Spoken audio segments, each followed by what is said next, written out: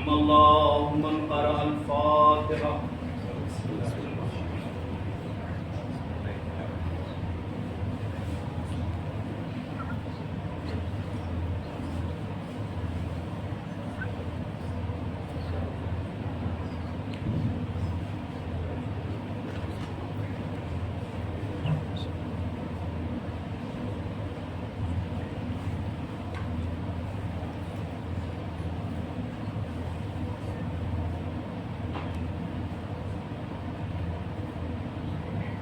أعوذ بالله من الشيطان الرجيم. بسم الله الرحمن الرحيم. الحمد لله رب العالمين الذي جعلنا من المتمسكين بولاية العلوية والذي هدانا لهذا وما كنا لنهتدي لولا أن هدانا الله. لقد جاءت رسل ربنا بالحق. الصلاة والسلام والتحية والإكرام على البشير النذير والسراج المنير ورحمة الله على العالمين بالقاسم والزهراء محمد.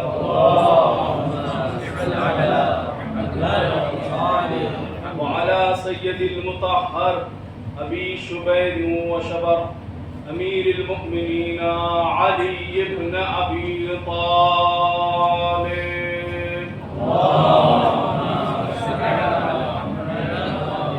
وعلى أهل بيته الطيبين الطاهرين المعصومين المظلومين الذين أذهب الله عنهم الرجس وطهرهم تطهيرا.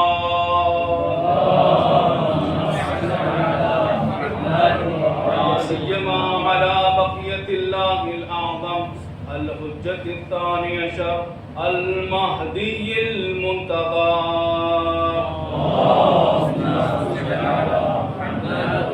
وأرواح العالمين لتراب مقدمه الفداء.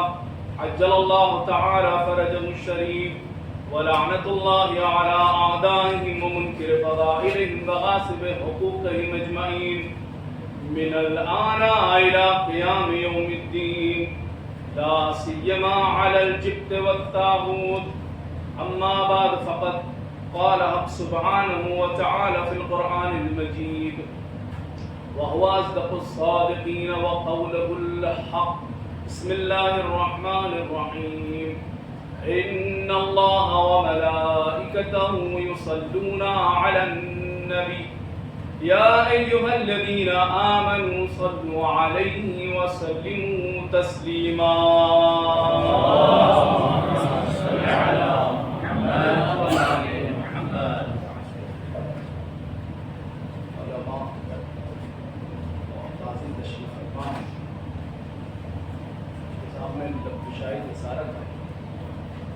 بالکل مختصر سے وقت میں کچھ بڑے ہوئے درس کو تکرار کرنا مقصود ہے بحیثیت اصول ثواب. روز جمعہ اپنے آخری مرحلے میں پہنچ گیا. میں چاہتا ہوں درس امام کے حوالے سے چند ایک بالکل مختصر سے معروضات آپ کی خدمت میں پیش کروں. اس سے پہلے چاہتا ہی ہوں تذکرہ اس ذات سے شروع کروں جس ذات پر آ کر کے فضیلتیں تمام ہو جاتی ہیں. وہ ذات کون ہے اس کو سمجھنے کے لیے اللہ کی نازل کردہ کتاب میں اس آیہ مبارکہ پہ غور کریے. اللہ نے ہر کام کرنے کا حکم دیا، اپنے حبیب کے ذریعے سے کہلوایا کہ دیکھو میرے بندوں کی فلاح و بہبودی اس میں ہے کہ وہ واجب نماز ادا کریں. مال کو اگر پاک و طاہر کرنا ہو تو خمس و زکوٰۃ نکالیں.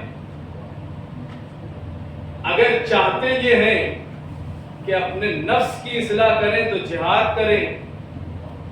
ایسے ہی کر کے ایک ایک حکم پیغمبر کے ذریعے سے پہنچوایا، خود العمل انجام نہیں دیا. ہر عمل اللہ نے پہنچوایا، لیکن یہ واحد عمل وہ ہے کہ جس کو اللہ ملائکہ کے ساتھ پہلے خود انجام دے رہا ہے، پھر بندوں سے کہہ رہا ہے یا ایھا الذین آمنوا صلوا علیہ وسلموا تسلیما۔ اس سے عظمت سمجھ میں آتی ہے کہ اللہ جس پر صلوات بھجوانا چاہ رہا ہے، جس پر درود و سلام پڑھ رہا ہے، وہ ذات کتنی بلند ہوگی۔ اچھا وہ ذات ہے کون؟ کہا وہ ذات وہ ہے کہ جس نے اپنی عمر کے بڑا حصہ گزارنے کے بعد ایک مرتبہ دعویٰ کیا کہ دیکھو میں نبی ہوں، میں مرسل ہوں۔ کہا یہ دعویٰ کون سا دعویٰ ہے؟ کہا یہ دعویٰ اپنے آپ کا ایک غیبی طاقت سے ارتباط کا دعویٰ ہے۔ کہا میں عام انسان نہیں ہوں، میں وہ ہوں کہ جس کا رابطہ ایک بہت عظیم طاقت سے ہے کہ جو دکھائی دینے والی نہیں ہے۔ یوحا الیہ، میں نبی ہوں، مجھ پر وحی کی جاتی ہے، وحی ہوتی ہے۔ جب پیغمبر اکرم نے یہ دعویٰ کیا تو یہ دعویٰ وہ تھا کہ جس کو لوگ سمجھ نہیں پا رہے تھے، یہ تو غیب کی بات ہے۔ اچھا اہل مناطقہ کہتے ہیں لزوم التناسق بین الدلیل والدعویٰ، کہا ضروری ہے جیسا دعویٰ ہو دلیل بھی ویسے ہی ہو۔ اگر دعویٰ کسی تجربے کے حوالے سے ہو تو دلیل بھی تجربے والی ہونا چاہیے۔ اگر دعویٰ یہ ہو کہ بھائی پانی جب 100 ڈگری پر پہنچ جاتا ہے حرارت میں تو وہ پھر کھولنے لگتا ہے، بھاپ اس میں آنے لگتی ہے، یہ ہمارا دعویٰ ہے۔ کہا دلیل کیا ہے؟ کہا ہم نے 1000 مرتبہ ایسا کر کے آزمایا، تجربہ کیا، ہمیں ویسا ہی ملا۔ جیسا دعویٰ ویسی دلیل، اسی طریقے سے آگے بڑھیے۔ ہر طرح کے دعوے کے لیے اہل مناطقہ کہتے ہیں اس کی دلیل اس کے بالکل مطابق ہونا چاہیے۔ جس قسم کا دعویٰ اس کی دلیل بالکل مطابق ہونا چاہیے۔ کہا پیغمبر دعویٰ کیسا کر رہے ہیں؟ کہا پیغمبر دعویٰ کر رہے ہیں ایک غیب کی طاقت سے مرتبط ہونے کا۔ میں وہ ہوں کہ جس کا رابطہ ایک غیبی طاقت سے ہے۔ غیب کے بارے میں پیغمبر اکرم دعویٰ کر رہے ہیں، اب دلیل بھی ایسی ہو کہ جو غیبی ہونا چاہیے۔ کہا جب یہ مرحلہ آیا تو قرآن نے آگے بڑھ کے آواز دیا، بسم اللہ الرحمن الرحیم، وَيَقُولُ الَّذِينَ كَفَرُوا لَسْتَ مُرْسَلًا قُلْ كَفَىٰ بِاللَّهِ شَهِيدًا بَيْنِي وَبَيْنَكُمْ وَمَنْ عِندَهُ عِلْمُ الْكِتَابِ۔ اللہ نے پیغمبر کے اس دعوے کے اوپر ایک دلیل نہیں 2 دلیلیں ایک ساتھ پیش کی۔ کہا وہ 2 دلیلیں کون سی تھی؟ یہ بات طے ہو گئی، جیسا دعویٰ ہوگا ویسے ہی دلیل۔ مرحلہ آگے بڑھا، کہا اللہ نے پیغمبر کے اس غیبی دعوے کے اوپر 2 دلیلیں پیش کی۔ کہا 2 دلیلوں کا نام بتائیے۔ کہا ایک دلیل وہ ہے جس میں اللہ کہہ رہا ہے کہ اے پیغمبر جب کفار آپ کی رسالت کا انکار کرے تو ان سے کہیے کہ میری رسالت پر گواہی کے لیے اللہ کافی ہے، اور وہ کافی ہے کہ اس کے پاس کتاب کا پورا علم ہے۔ کہا اللہ کافی ہے، اس کا مطلب سمجھ میں نہیں آیا۔ اللہ کا خود غیب، عالم الغیب، خالق الغیب، بھائی یہ مطلب کیا ہے؟ آقا سید منیر خباز کہتے ہیں اللہ گواہ کے لیے کافی ہے، مطلب یہ ہے کہ اللہ نے اپنی جانب سے ایک صفت فعلی لوگوں کے درمیان میں چھوڑی۔ کہا وہ صفت فعلی ہے کیا؟ کہا اللہ کا کلام کہ جس کو قرآن کی شکل میں پیغمبر کو عطا کیا۔ کہا یہ قرآن ہے کیا؟ کہا قرآن وہ ہے کہ جس کو اہل کلام نے معجزہ شمار کیا۔ کہا معجزہ کیا ہے؟ اچھا یہاں ایک اپنے ہم سن اور ہم عمر بھائیوں کی، کہا یہ علم کلام ہے کیا؟ کہا وہ علم کہ جو اعمال سے تعلق رکھے اسے علم الفقہ کہتے ہیں، وہ علم کہ جو عقائد سے تعلق رکھے جس میں توحید پر بحث ہو، توحید کے اوپر دلیلیں پیش کی جائے، نبوت پر بحث کی جائے، امامت پر دلیلیں دی جائے، وہ بحثیں، وہ دلیلیں جو عقائد سے تعلق رکھتی ہیں، اس علم کو علم کلام کہا جاتا ہے۔ علم کلام میں معجزہ کسے کہا گیا؟ کیونکہ اللہ نے جو چیز کو دلیل بنا کر کے پیش کیا، کہا وہ ہے قرآن پہلی، کہ جس کو اللہ نے معجزہ قرار دیا۔ اور یہ معجزہ ہے کیا؟ کہا اللہ کا نازل کردہ کلام کا معجزہ کہتے کسے ہیں؟ کہا معجزہ سادے الفاظ میں اسے کہتے ہیں کہ جس جیسا لانے میں انسان عاجز نظر آئے۔ کہا کیسے؟ کہا سادی سی مثال یہ ہے کہ اگر انسان، اس سے کہا جائے کہ اپنے مقام پر بیٹھے بیٹھے دور رکھی ہوئی چیز کو اپنے قریب کر لیجیے، وہ کہے گا ہم اس کو قدرت نہیں کرتے۔ اچھا جو اپنے قریب چیز ہے اس سے کہیے کہ تھوڑا دور چلا جائے، بغیر اشارہ کیے، بغیر اس پر کچھ اپنے ہاتھ و پیر کی معاونت کیے ہوئے، کہا ہم اس پر قدرت نہیں رکھتے۔ کہا یہ ہے کیا کہ جس پر انسان قدرت نہیں رکھ رہا ہے؟ کہا یہ انسان کی قدرت سے باہر چیز وہی ہے کہ جو معجزہ کہلا رہی ہے۔ ہر وہ چیز، ہر وہ عمل کے جس کو انجام دینے اور جس جیسا لانے کے لیے انسان عاجز نظر آئے، اسے معجزہ کہتے ہیں۔ اللہ نے قرآن مجید کو پیغمبر کی نبوت پر دلیل بنایا، اور اس کے لیے قرآن نے 3 مرتبہ چیلنج کیا۔ پہلا چیلنج یہ تھا کہ دیکھو اگر تم اپنے دعوے کے سچے ہو تو قرآن جیسا لے آؤ۔ سب عاجز نظر آئے، مرحلہ آگے بڑھا، کہا اگر تم قرآن جیسا نہیں لا سکتے تو کم سے کم 10 سورہ 10 سورے لے کر کے آؤ۔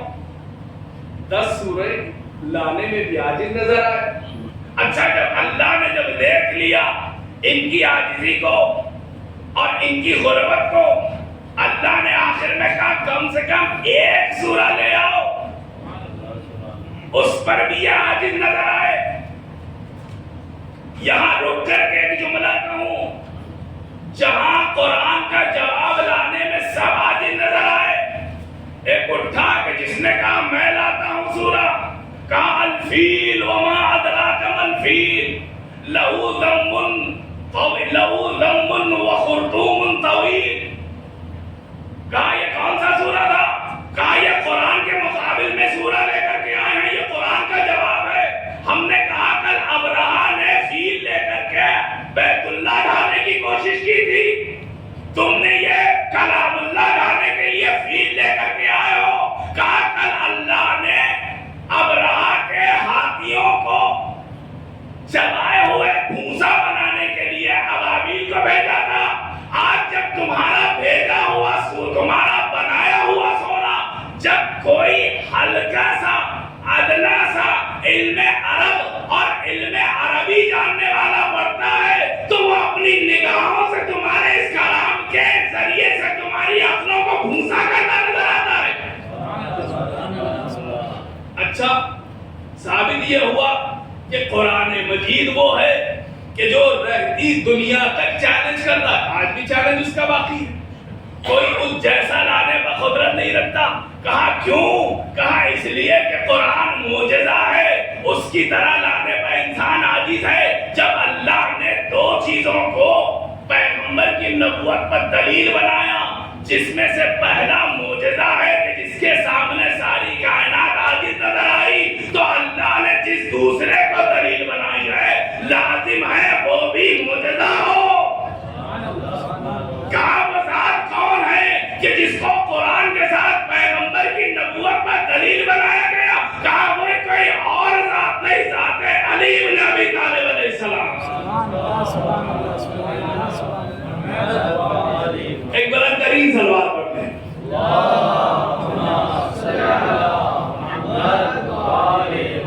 کہا بھائی قرآن کی کوالٹی کیا تھی؟ کہا قرآن کی کوالٹی یہ تھی کہ قرآن جیسا لانے میں انسان عاجز نظر آیا۔ کہا یہ دوسری چیز کون سی ہے؟ کہا وہ کہ جس کے پاس پوری کتاب کا علم ہو۔ کہا اب دونوں میں سنکیت ہونی چاہیے، جیسا دعویٰ ویسی دلیل۔ کہا دلیل ایک نہیں ہے، دلیل دو ہیں۔ کہا پہلی دلیل اللہ کا کلام، دوسری دلیل اللہ نے وہ کہ جس کو پوری کتاب کا علم دے کر کے بھیجا۔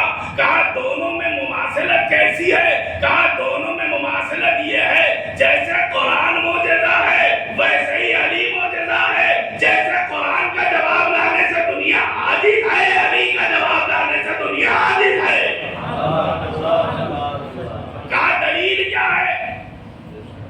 کہا دنیا میں جو کوئی بھی انسان جتنی ہی طاقتوں کا مالک ہو، اگر وہ دنیاوی کسی علم اور کسی حرفے سے اپنے آپ کو جوڑتا ہے، منسلک کرتا ہے، تو دوسری چیزوں اور دوسرے علوم کے حوالے سے اس کی طاقت پستہ نظر آتی ہے۔ ایک شخص وہ ہے کہ جس نے اپنے آپ کو اصول میں اتنا محو کر لیا کہ اب وہ علوم اصول سے بالکل ایسی آگاہی حاصل کی کہ اب اس کا کوئی ثانی نہیں۔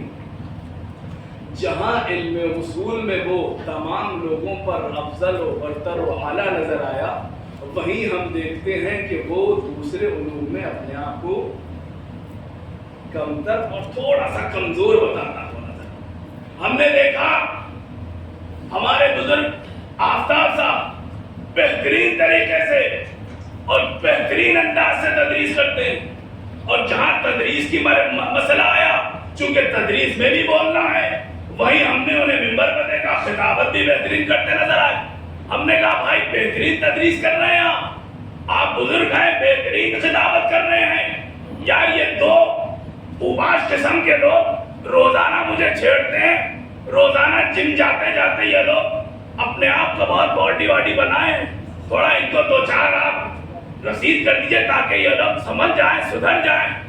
نے کہا کہ دیکھیے ایسا ہے، علم خطابت ایک جگہ، علم تدریس ایک جگہ، ایسے بدماشوں کے سامنے اسی کو لے جائیے جو ان کے مقابل کا، جو ان کو جواب دے سکے، جو ان پر بھاری پڑ سکے۔ بھائی میں ایک طالب علم ہوں، خطابت کر لیتا ہوں، تدریس کر لیتا ہوں، اپنی ساری طاقت اسی میں صرف کر لیتا ہوں، میرے اندر طاقت نہیں کہ اس پہلوان کے سامنے جا سکوں۔ کہا کیوں؟ اس لیے کہ انسان نے ایک فطرت بنائی نا اللہ نے، جہاں انسان اپنی طاقت کو کسی حصے میں صرف کرتا نظر آیا، وہیں انسان دوسری چیزوں میں اپنے آپ کو کمزور بناتا نظر آیا اور کمزور محسوس کرتا نظر آیا۔ اچھا لیکن ذات علی ابن ابی طالب وہ واحد ذات ہے کہ جس کو جس منزل میں دیکھا اس منزل میں علی اعلیٰ و افضل نظر آیا۔ کہا یہ عقیدے والی بات چھوڑیے، پریکٹیکل بتائیے۔ عقیدے والی بات آپ ہر منزل میں امیر المومنین کو آگے بڑھاتے ہیں، آگے سمجھتے ہیں، افضل سمجھتے ہیں۔ پریکٹیکل ہم نے تو دیکھا ہر آدمی ایک منزل میں بلند مرحلے پہ نظر آیا تو دوسرے منازل میں وہ اپنے آپ کو کمزور کرتا نظر آتا، کمتر سمجھتا نظر آتا۔ کہا جب واحد ذات ہے کہ جس کو ہر منزل میں ہم نے بلند دیکھا، جہاں علم کی منزل تھی وہاں علی جیسا عالم کوئی نہیں، جہاں قضاوت کی منزل تھی علی جیسا قاضی کوئی نہیں، جہاں جنگ میں دشمن کے مقابل میں ڈٹ کے حملہ کرنے کا مرحلہ تھا، وہاں پر لوگ ایک تلوار سنبھال نہیں پاتے، علی وہ تھا کہ جو دو دو تلواروں سے جنگ کرتا نظر آیا۔ جہاں ایک نیزہ جس سے سنبھلا نہیں جاتا وہاں علی دو دو نیزوں سے جنگ کرتے نظر آئے۔ زندگی کے ہر مرحلے میں علی آگے نظر آئے، علم میں آگے، تقوی میں آگے، ایثار میں آگے، مراحل جتنے شمار کر لیجئے، اوصاف حسنہ جتنے ہیں گن لیجئے، ہر میں علی سب سے افضل و اعلیٰ نظر آئے۔ ہم نے کہا ہر ایک انسان کے جس کے پاس علم، جس کے پاس کوئی ہنر، جس کے پاس کوئی چیز کے بارے میں نالج اور علم ہوتا ہے، اس کا کوئی نہ کوئی معلم ضرور ہوتا ہے۔ اس کو سکھانے والا. سوال یہ پیدا ہوتا ہے علی کو سکھایا کس نے؟ دنیا کا یہ دستور ہے جہاں کہیں کسی مرحلے میں کوئی انسان کسی منزل پر پہنچ جاتا ہے وہاں فوراً سے دعوے شروع ہوتا ہے. کہا جانتے ہیں اصول میں 99 نمبر نجدہ میں کیسے آئے؟ ہم نے مباحثہ کرایا اور فلاں صاحب جو آج بہترین ترقی پا رہے ہیں بس 2-4 سال ہمارے ساتھ رہے اور آج الحمدللہ. ہر آدمی وہ انسان جس کو ترقی کی منزلوں میں دیکھتا ہے اسے اپنی طرف کھینچنے کی کوشش کرتا ہے. اور دنیا کی یونیورسٹیز اسکول کا بھی یہی قانون ہے. جہاں کوئی بچہ کسی اسکول میں کسی کالج اور یونیورسٹی میں اچھے نمبرات سے کامیابی حاصل کرتا ہے تو اپنے اسکول کے نام کے ساتھ اس کا بینر لگایا جاتا ہے دیکھو اس کے نمبرات حاصل کرنے میں اس سے زیادہ اس کے اسکول کا ہاتھ ہے, اس کے معلم کا ہاتھ ہے کہ جس نے اس کو سکھایا, جس نے اس کو درس دیا. اچھا سوال یہ پیدا ہوتا ہے, دنیا کا یہ دستور ہے ہر انسان کہ جو مراحل کمال تک پہنچتا ہے اس کی یہ عادت ہوتی ہے یا تو وہ خود اپنے استاد کا نام بتاتا ہوا اس کی تعریفیں کرتا نظر آتا ہے یا خود استاد اسے اپنا شاگرد بناتے ہوئے اپنے آپ کو فخر کے مراحل میں محسوس کرتا نظر آتا ہے. یہاں تک کہ ہم نے بڑے بڑوں کو دیکھا کہ جو اپنے اساتذہ کا الگ الگ انداز سے تذکرہ کرتے نظر آئے. مسلمان کئی حصوں میں تقسیم تو ہو گئے لیکن ان میں جو سب سے رئیس تھا جب اس سے پوچھا گیا اتنے علم کے بلند منزل پر کیسے پہنچ گئے تو وہ کہتا نظر آیا لولا سرطان نہ خلق النعمان. ہر انسان ترقی کے منزل پر اپنے آپ کو یا تو اپنے استاد سے جوڑتا نظر آتا ہے یا استاد اس کو اپنی طرف کھینچتا نظر آتا ہے. مرحلہ یہ ہے کہ ہم نے امیر کائنات کو جس منزل میں دیکھا وہاں امیر کائنات افضل و اولا نظر آئے, بہتر نظر آئے. علم کی منزل میں کہا یہ علم آیا کہاں سے؟ کون تھے کہ جو آپ کو علم دینے والے ہو؟ کہا تاریخ عرب کی تمام تر کتابیں چھان مار لیں, کوئی ایک ایسا نظر نہ آیا کہ جو یہ کہتا رہا ہو کہ دیکھو آج علی سلونی کا دعویٰ جو کر رہے ہیں وہ ہماری دین ہے. ہم نے کچھ دن تعلیم دی, ہم نے تمہیں پڑھایا یا ہم نے انہیں اس منزل تک پہنچایا, کوئی نظر نہ آیا. لیکن جب ہم نے امیر کائنات کے سامنے دستِ دعا بلند کی, کہا یا امیر المومنین یہ بتائیے آپ اس علم کی منزل پر پہنچے تو پہنچے کیسے؟ تو علی نے اپنے استاد کا نام 2 مرتبہ بتایا. کہا پہلی مرتبہ کہا علمنی رسول اللہ علما زقا زقا. کہا علی کا استاد پیغمبر ہے کہ جس نے علی کو علم ویسے عطا کیا جیسے پرندہ اپنے بچوں کو دانا بھرتا ہے. کہا دوسری مرتبہ کیسے؟ کہا علمنی رسول اللہ الفباب. رسول اللہ نے مجھے 1000 باب علم کے عطا کیے اور میں نے ہر باب سے ایک باب کھول لیا, یا بعض روایتوں میں ہر باب سے 1000 باب کھول. اچھا جب رسول مقبول کو علی نے استاد تسلیم کر لیا بات تو ختم ہو جانی چاہیے. سادہ سا مرحلہ تھا بھائی علی کے اتنے کمالات, علی علم میں افضل, وجہ کون؟ کہا وجہ رسول اللہ ہے. رسول اللہ نے یہ علم عطا کیا, اس وجہ سے علی اتنے کمال پر ہیں, علم کے اس بلند مرتبے پر ہیں. مرحلہ تمام ہو جاتا لیکن جب ہم نے مسلمانوں کو دیکھا تو مسلمان یہ کہتے نظر آئے ہمارا رسول تو وہ ہے کہ جو پڑھے لکھے نہیں تھے. ہمارا جو پڑھے لکھا نہ ہو وہ دوسرے کو علم کیسے دے سکتا ہے؟ یا تو یہ مانو کہ جو ہم نے نظریہ و عقیدہ بنایا ہے کہ پیغمبر کچھ نہیں جانتے تھے, نعوذ باللہ وہ نظریہ غلط ہے. یا تو آج سے جب علی کے فضائل پڑھنا تو یہ ماننا کہ جس منزل پر علی فائز ہے اسی منزل پر پیغمبر اکرم حضرت محمد مصطفیٰ صلی اللہ علیہ وآلہ وسلم کی ذات فائز.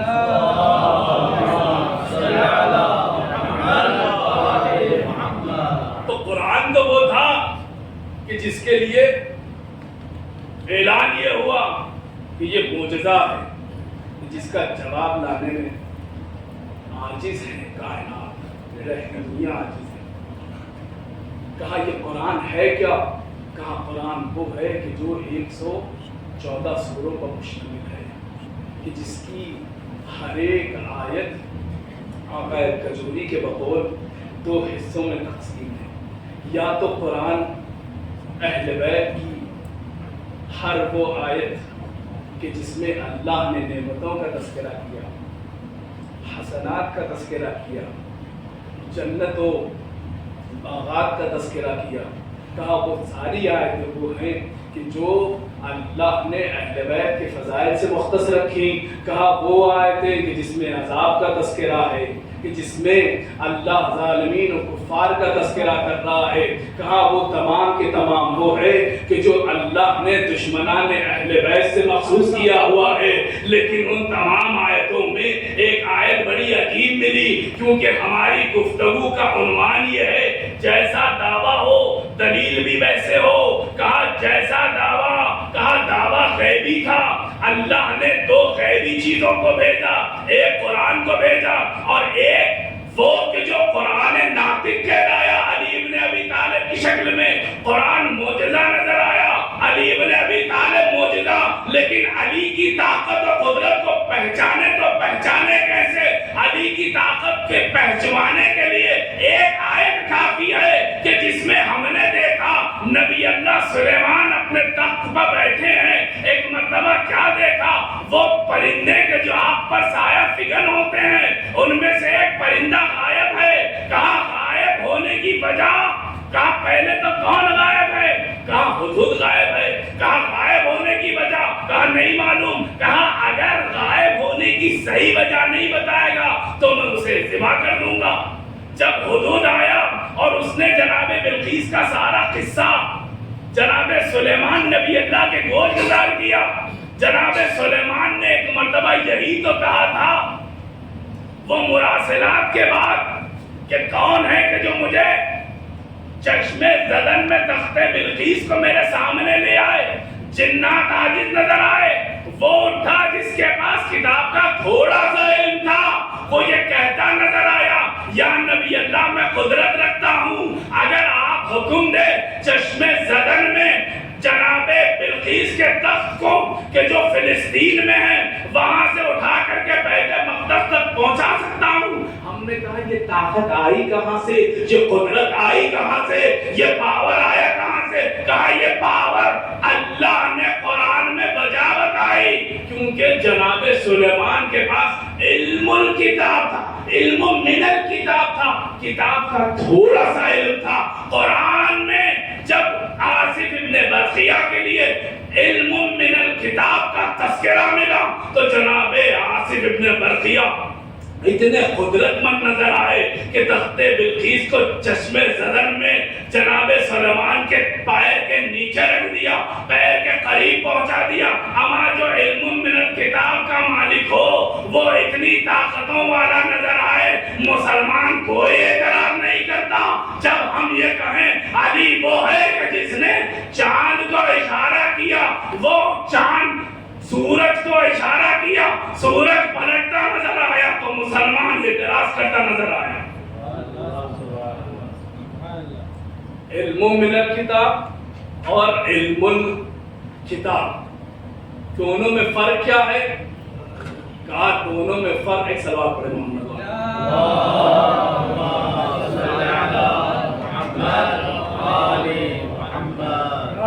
حیدری آواز بلند تر صلوات.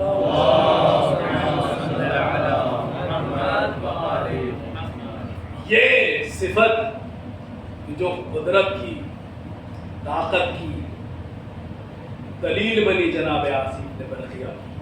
کہا وہ کون سی چیز تھی؟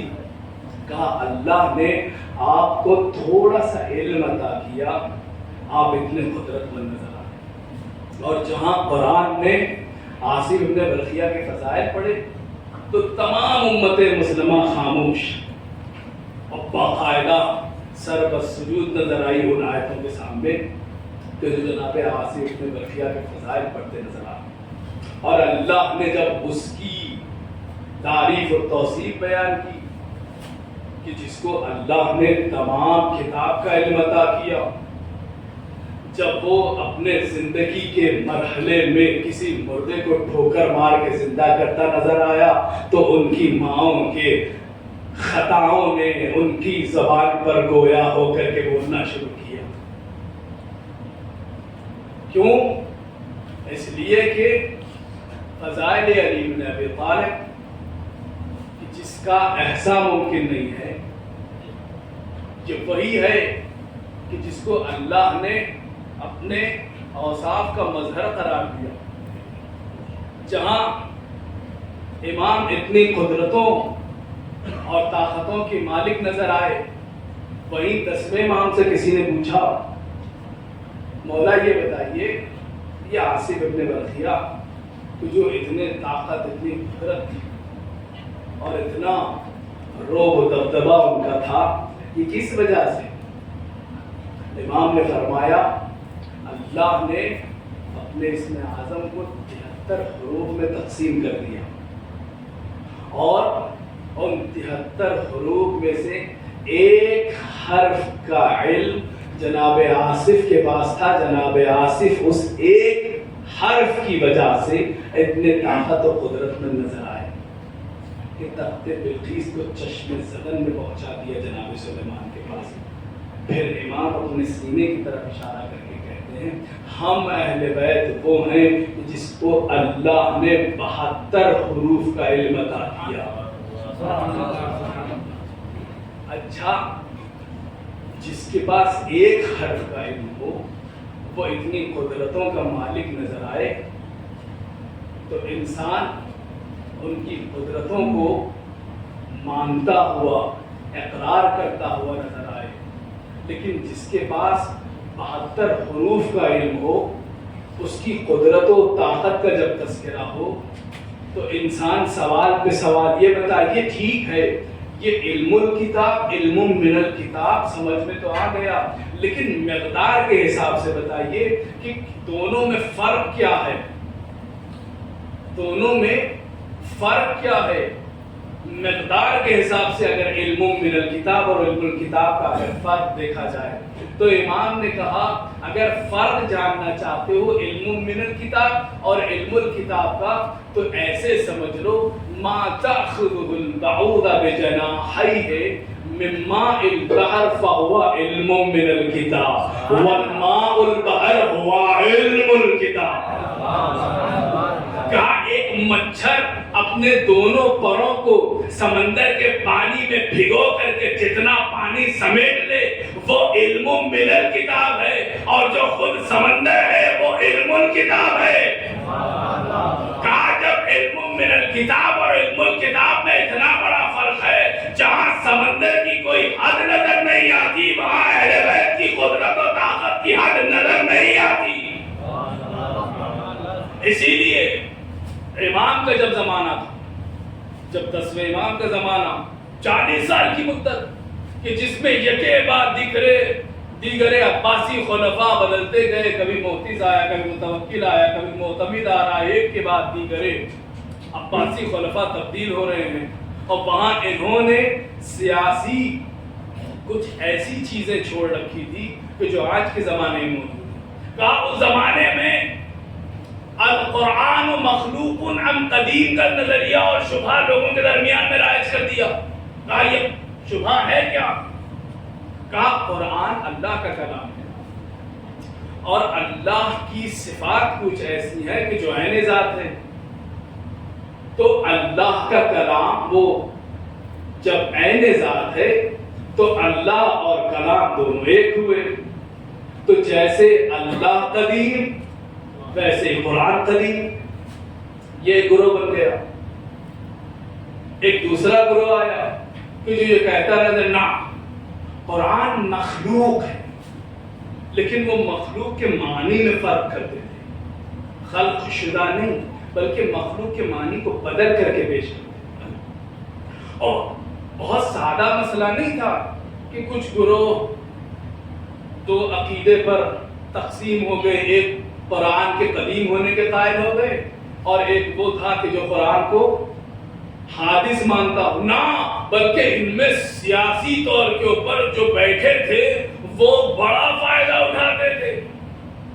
جب چاہتے تھے ان کے درمیان میں اس مسئلے کو چھیڑ کر کے اپنے مفاد کے لیے بہت استعمال کرتے تھے لوگوں کو. اور یہی مسئلہ یہاں کا نہیں ہے، کہا یہ مسئلہ وہاں کا بھی ہے کہ جہاں تثلیث الحادہ میں جہاں عیسائی کبھی اپنے آپ کو یہ کہتے نظر آئے جناب مسیح وہ بھی اللہ ہیں،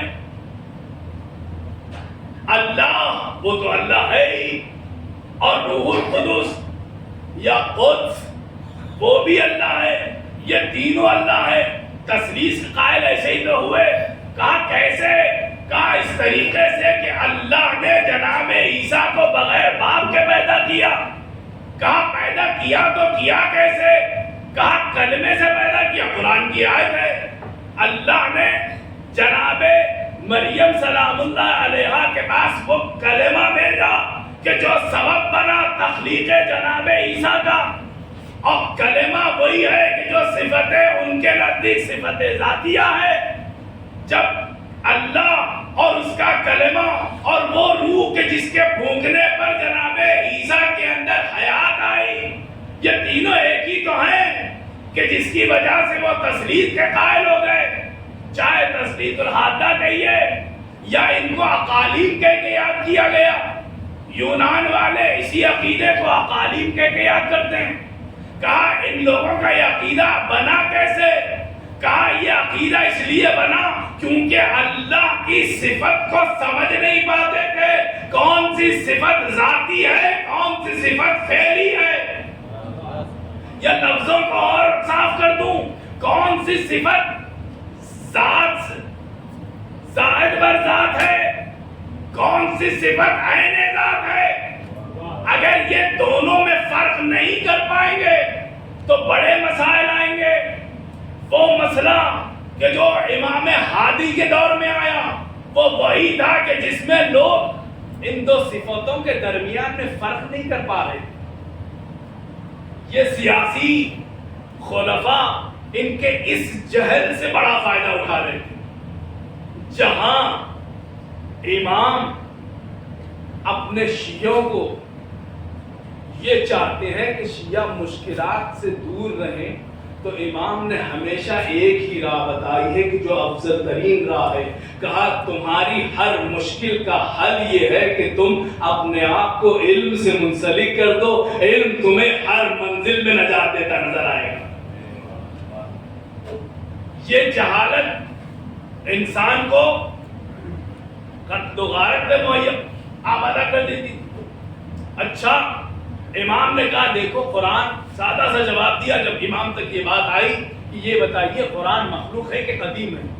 امام نے کہا قرآن مخلوق ہے اور اللہ کا کلام ہے.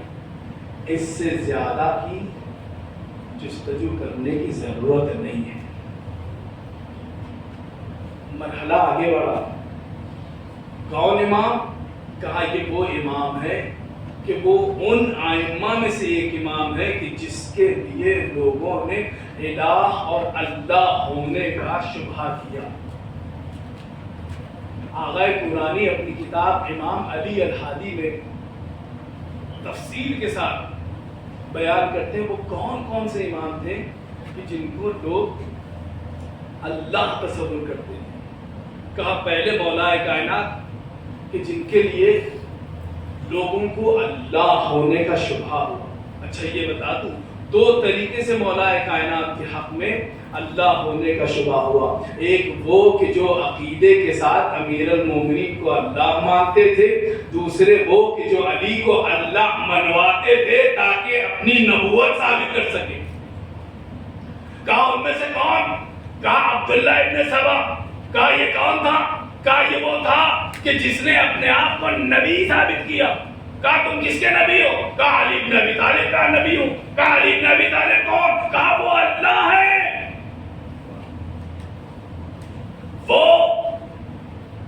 خالق ہے، میں ان کا بھیجا گیا ہوا نبی ہوں۔ امام نے 3 دن تک کا مہلت دی کہ توبہ کر لے۔ جب توبہ نہ کیا بلکہ یکے بعد دیگرے اپنی اس فکر میں لوگوں کو جوڑنے لگا، امام نے اسے نظر آتش کر دیا۔ یہ لفظیں لکھی ہوئی ہیں تاریخ کی کتابوں میں، اور جہاں یہ لفظیں آئی کہ امام نے آگ کے ذریعے سے اسے واصل جہنم کیا، تو اعتراض بلند ہوا کہ بھائی آگ سے تو اللہ اور اسی کی ذات مختص ہے کہ وہی اسے عذاب دے سکتا ہے، آگ سے کسی اور کو عذاب دینے کا حکم نہیں ہے، منع ہے۔ لا يعذب بالنار الا رب النار۔ تو علی نے نعوذ باللہ خاتم دہن اللہ کی اس حکم کی خلاف ورزی کی۔ آغا قرآنی اسی کتاب میں رقم دراز ہے۔ دیکھو اللہ کے احکامات پر کما حقہ عمل کرنے والے کا نام علی بن ابی طالب کی ذات ہے۔ کہا کیسے علی نے انہیں نظر آتش کیا؟ کہا علی نے 2 گڑھے کھودے، جناب پیغمبر کو حکم دیا 2 گڑھے کھود، ایک میں آگ روشن کی گئی اور آگ کو اس انداز سے روشن کیا کہ اس کا سارا دھواں وہ خرطوم اور وہ سورن کے ذریعے سے دوسرے گڑھے میں آئے کہ جہاں پر اس کی تپش اور اس کی حدت سے وہ واصل جہنم ہو جائے۔ تو یہ آگ میں جلانے کا حکم نہیں رکھے گا، بلکہ یہ انداز جدا ہے کہ جو علی نے اس طریقے سے انہیں واصل جہنم کیا۔ باقاعدہ تفصیل موجود ہے۔ کہا یہ پہلا امام کہ جس کو اللہ بنا کر کے اپنی جیبیں گرم کرنے کی کوشش کی گئی، جس میں عبداللہ ابن سبا تھا۔ کہا دوسرا کون سا امام ہے؟ کہا چھٹے امام، امام جعفر صادق علیہ السلام۔ کہا آپ کے زمانے میں کچھ لوگ اٹھ کر کے کہنے لگے یہ تو اللہ ہے اور میں ان کا بھیجا گیا ہوا نبی ہوں، میں مرسل ہوں من عنده، ان کی جانب سے بھیجا گیا نبی ہوں۔ امام نے ایک جملہ کہا اپنے چاہنے والے محمد سے، اے محمد اگر تمہیں کوئی ایسی راہ مل جائے کہ جس میں تم پتھر سے ان کا سر پھوڑ دو تو افعل، تو میری طرف سے اجازت ہے تم ایسے عقیدے رکھنے والوں کا سر پھوڑ۔ منزل آگے بڑھی۔ 7ویں امام کہ جس کے لیے یہی منزل آئی کہ جہاں امام کو رب کہہ کر کے یہ مطلب نکالا جانے لگا کہ امام اللہ ہے اور میں ان کی طرف سے نبی ہوں، جہاں یہ سلسلے میں یہ آئمہ موجود ہے، وہی 10ویں امام کے لیے 2 لوگ کہ جس میں حسن ابن محمد ابن بابا القمی یہ بھی شامل تھے کہ جو امام کو اللہ کہہ کر کے خطاب کرتے تھے اور اپنے آپ کو امام کی طرف سے نبی منواتے تھے۔ امام نے نہ یہ کہ فقط 10ویں امام نے بلکہ بقیہ تمام ائمہ نے ان پر لعنت بھیجی ہے اور ایک قانون دے دیا، دیکھو نزلون عن مرتبۃ الربوبیہ وقولوا فینا ما شئتم، ہمیں رب اور اللہ کی منزل سے نیچے رکھو، اس کے بعد جتنی طاقت ہے فضائل بیان کرتے چلے جاؤ، کوئی غلو نہیں۔ نزلون عن مرتبۃ الربوبیہ وقولوا فینا ما شئتم، ہمیں رب و الہ کی منزل سے نیچے رکھو اور اس کے بعد جتنے فضائل پڑھنا چاہتے ہو وہ تمام کے تمام فضائل پڑھنے کی تمہیں اجازت ہے۔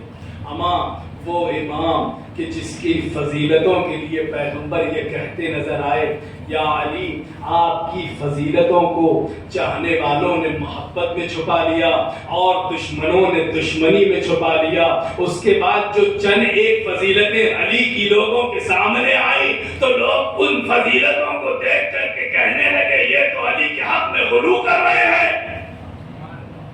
اگر وہ ساری فضیلتیں سامنے آ جاتی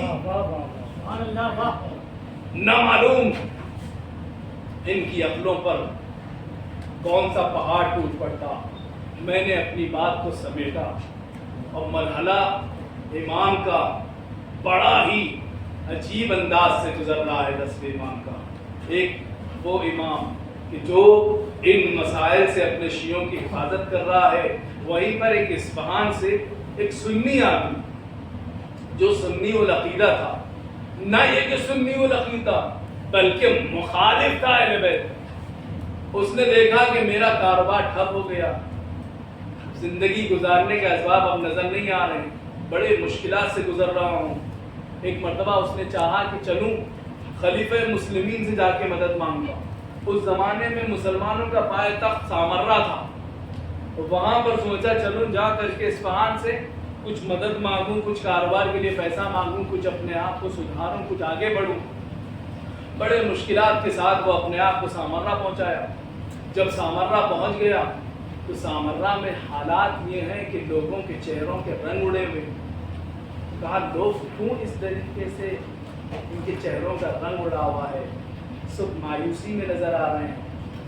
کہا علی ہادی کو متوکل نے گرفتار کر کے دربار بلایا ہے، اس وجہ سے یہ لوگ سب ان کے غم میں، ان کی گرفتاری کی وجہ سے محزون ہیں، ان کے چہرے کے رنگ اڑے ہوئے ہیں.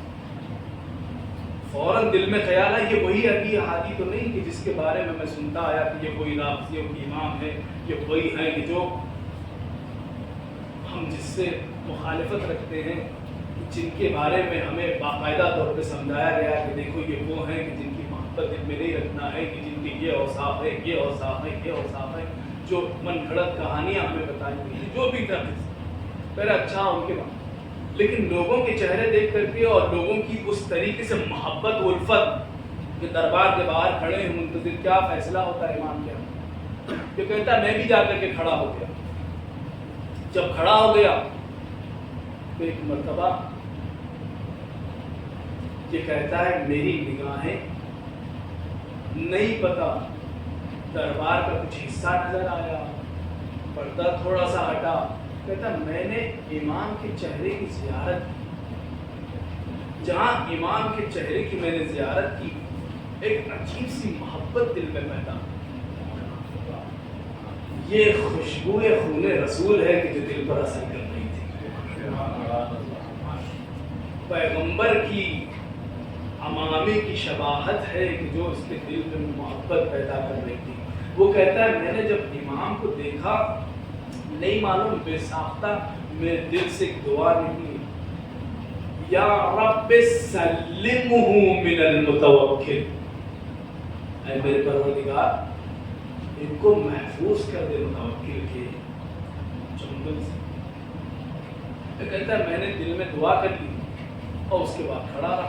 کچھ ہی لمحے گزرے تھے، امام دربار سے باہر آتے نظر آئے. اجتحام ہے، لوگوں کا ہجوم ہے، چاہنے والوں کا ہجوم ہے. ایک مرتبہ امام باہر نکلے، امام باہر نکل کر کے قدم بقدم آگے بڑھ رہے ہیں. کچھ قدم آگے چلے، ابھی وہ منزل آئی کہ جہاں امام مجھ سے قریب ہوئے، ایک مرتبہ میری طرف رخ کر کے کہا یا عبد الرحمن، اللہ نے تیری دعا میرے حق میں قبول کر دی. وہ کہتا ہے میں بیتاب ہو گیا، میں مضطرب ہو گیا. میرے دل میں موجود راز اور دعا کو امام کیسے جان رہے ہیں؟ کہتا ہے میں بے چین ہو گیا. امام نے بات یہی تمام نہیں کی، کہتے ہیں امام پلٹ جا، جس چیز کی خواہش لے کر کے آیا ہے اللہ تجھے اتنا عطا کرے گا پھر تو کسی کا محتاج نہ ہوگا. وہ کہتا ہے میں حیران تھا امام نے میرا نام کیسے جانا، امام نے میری دعا جو دل سے کی تھی کیسے واقف ہوئے. اور امام نے کہا کہ پلٹ جا، اولاد کے لیے آیا ہے، تجھے 10 اولاد عطا کی جائے گی. تم مال و دولت کے لیے آیا ہے، اتنی دولت عطا کی جائے گی تو کسی کا محتاج نہ رہے گا. وہ کہتا ہے جب میں پلٹ کر کے اصفہان پہنچا تو میرا دروازہ وہ دروازہ کہلایا کہ جس پر سے کوئی فقیر خالی ہاتھ میں لوٹتا نظر نہ آیا. یہ دلوں کے راز کو جاننے والا ہوتا، یہ غیروں کے زبان سے نکلے ہوئے جملوں کو سن کر کے ان کے حق میں دعا کرنے والا مولا۔ یہ امام ہادی ہے کہ جو ایک غیر کے حق میں دعا کر رہے ہیں کہ خدا تجھے رزق سے نوازے، خدا تجھے اولاد سے نوازے، تو نے میرے حق میں دعا کی۔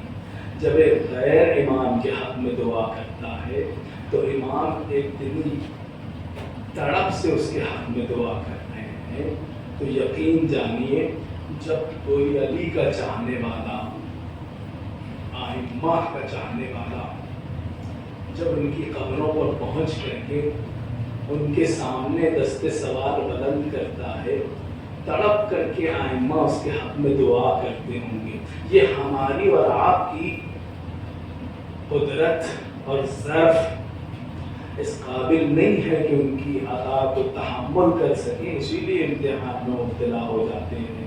وَإِلَّا ان کی طرف سے کوئی کمی نہیں، کمی ہماری طرف سے ہے۔ تھوڑی سی آسائش، تھوڑا سا آرام مل جاتا ہے تو ہم اپنے آپ کو ہر چیز سے دور کر لیتے ہیں۔ جہاں پہلے علی کی بارگاہ میں رو کر کے، تڑپ کر کے، آنسو بہاتے ہوئے زیارت پڑھتے تھے، آج چونکہ تھوڑا سا پیسہ آ گیا، تھوڑے سے راتب لگ گئے، تھوڑا سا لباس اچھا ہو گیا، دنیاوی مشکلات سے تھوڑا آزاد نظر آئے، علی کے دروازے پر ایسے ہی جا کر کے لوٹتے نظر آئے۔ کیوں؟ کیونکہ تھوڑی سی دنیا کی راحتیں کبھی انسان کو بلند ذات سے دور کرتی نظر آتی ہے، اس لیے ہمیں امتحانات اور مصیبتوں میں مجبور رکھا گیا۔ جب مولا تصویر امام کو ایک غیر نے اپنے دل سے ان کے حق میں دعا کی، امام اس کے حق میں دعا دیتے نظر آئے۔ ہم نے اسی امام کو دیکھا کہ جو اتنا کریم ہے، جب اس کے سامنے وہ زہر آیا کہ جس کے لیے کہا گیا سمن قاتلا، یہ وہ زہر ہے کہ جو ایسا شدید زہر ہے کہ جس نے امام کو کئی روز تک کا بستر پر تڑپنے پر مجبور کر دیا۔ امام نے وہ زہر تناول کیا، امام تڑپتے رہے۔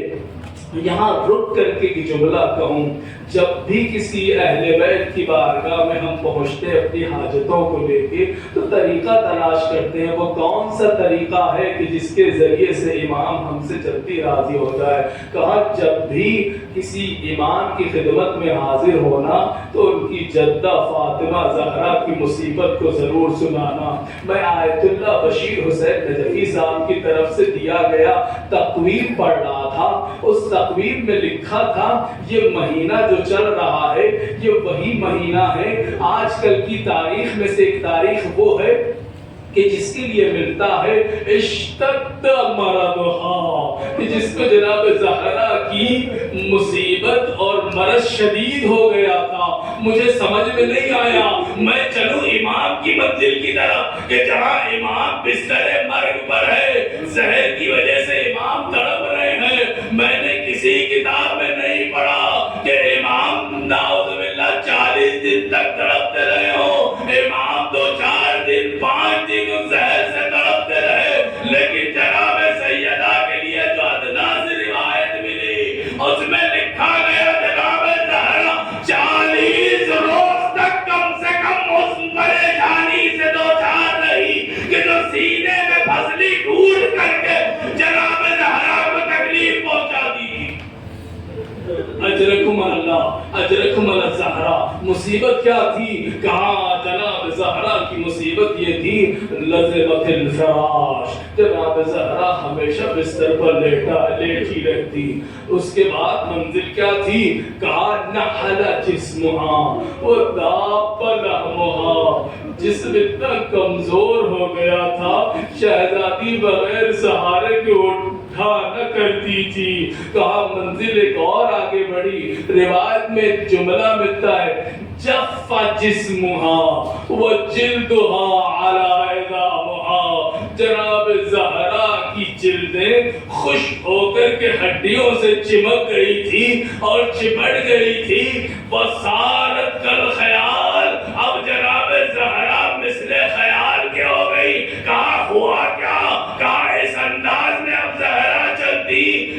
رات کی تاریکی میں کبھی اٹھ جاتی کہ بابا سے توسل کروں، چلا نہ جاتا، دیوار کا سہارا لے کر کے آواز دیتی، بابا صبت علیہ مسائب لو انہا صبت علیہ بسرنا لیالیا۔